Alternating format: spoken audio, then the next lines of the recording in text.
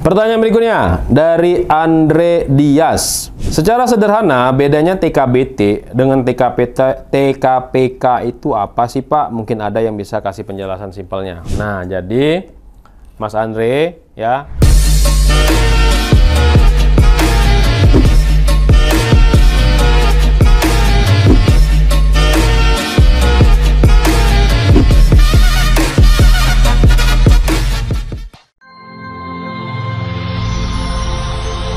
Video ini dipersembahkan oleh Mediatama Academy. Training ketiga, langsung kerja. Untuk bekerja di ketinggian, Mas Andre silakan baca Permenaker 9 2016 ya, teman-teman. Silakan buka di aplikasi Mika Superep K3, nanti silakan pilih di bagian regulasi ya. Pilih Kemenaker, pilih regulasinya. Nah, ngomongin soal TKBT, singkatan adalah tenaga kerja bangunan tinggi, dan TKPK adalah tenaga kerja pekerjaan ketinggian. Beda halnya di mana nih Pak? Kita ngomong kelasnya dulu. TKBT itu ada dua kelas, TKBT kelas 1, TKBT kelas 2. Kalau TKPK itu ada 3 kelas, TKPK 1, TKPK 2, sama TKPK 3. Kenapa PJK 3 seperti Mediatama ya hanya menjual TKBT 2 sama TKPK 1 saja? Karena itulah yang dibutuhkan oleh industri ya, oleh dunia kerja. Karena kalau TKBT kompetensinya ya terlalu simpel gitu ya. Misalkan orang kerja di ketinggian dengan menggunakan tangga ya, itu menurut saya ya itu nggak perlu training juga bisa gitu loh ya.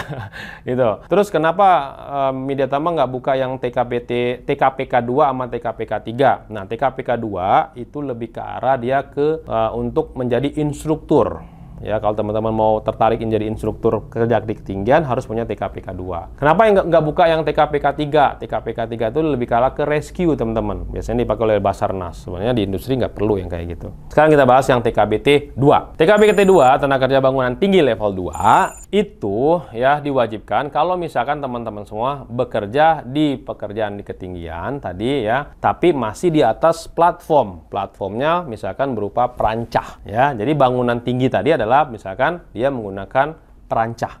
Jadi kalau teman-teman menggunakan perancah itu harus ada TKBT 2. Contoh misalkan, Pak, saya ngelas nih Pak, ngelasnya di mana? Ngelasnya di ketinggian dengan menggunakan scaffolding. Jadi si tukang las tadi harus punya 2 nih lisensinya. Satu lisensi dari welder, yang kedua dia punya lisensi dari untuk TKBT 2. Itu ya. Nah, kalau TKPK itu apa? Tenaga kerja pekerjaan ketinggian. Untuk level 1 itu adalah teman-teman kalau misalkan kerjanya bergelantungan dengan menggunakan akses tali.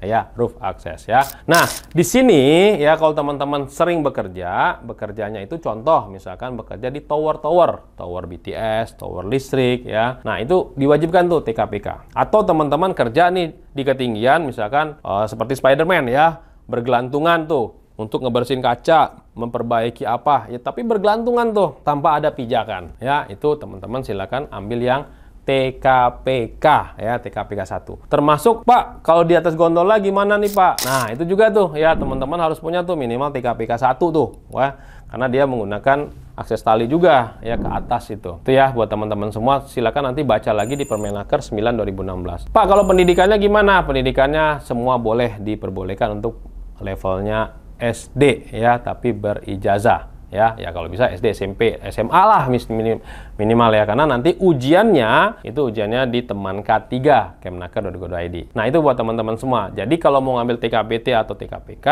tanyakan dulu sama atasannya atau leadernya, sebenarnya kita bekerjanya di seperti apa sih pekerjaan ketinggiannya. Nah, nanti bisa dicocokkan.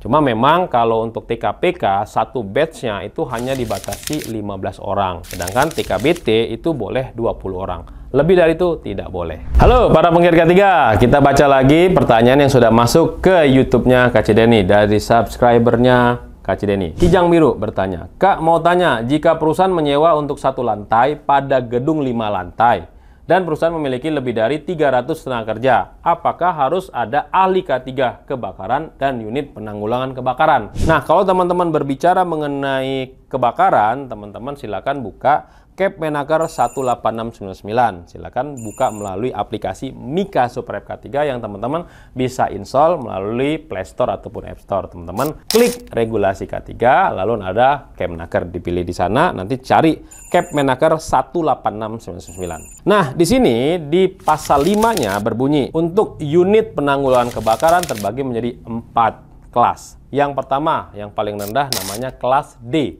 Kelas D dibilang adalah petugas peran kebakaran. Lalu yang level atas berikutnya adalah kelas C. Nah, kelas C ini dikenal dengan istilah regu penanggulangan kebakaran. Lalu ke kelas B. Kelas B ini disebut dengan koordinator unit penanggulangan kebakaran. Dan yang paling tinggi adalah kelas A. Kelas A ini adalah ahli K3 spesialis kebakaran. Nah, pertanyaannya tadi mungkin saya luruskan dulu ya. Apa perbedaan antara ahli K3 spesialis kebakaran dengan unit penanggulangan kebakaran? Sebenarnya unit itu adalah namanya, harusnya dengan regu penanggulangan kebakaran. Mungkin itu maksudnya ya. Kalau dibaca di pasal 6, nah kita baca bareng-bareng di sini ya. Regu penanggulangan kebakaran dan ahli K3 spesialis kebakaran ya, itu ditetapkan untuk tempat kerja tingkat resiko bahaya kebakaran ringan dan sedang 1 yang mempekerjakan tenaga kerja lebih dari 300 orang. Setiap tempat kerja beresiko bahaya kebakaran sedang 2, sedang 3, dan berat. Nah, levelin perusahaan-perusahaan ini ada di bagian tabelnya tuh teman-teman, silakan baca. Jadi kalau kita cek lagi di sini pertanyaannya ya, lebih dari 300 tenaga kerja, jadi wajib dong. Wajib punya ahli K3 spesialis kebakaran dan wajib punya regu penanggulangan kebakaran. Nah, komposisinya berapa nih Pak? Ya, 300 banding 1, cukup 1 aja. Tapi kalau kita berbicara mengenai koordinator unit penanggulangan kebakaran, nah itu lain lagi. Komposisinya 100 banding 1.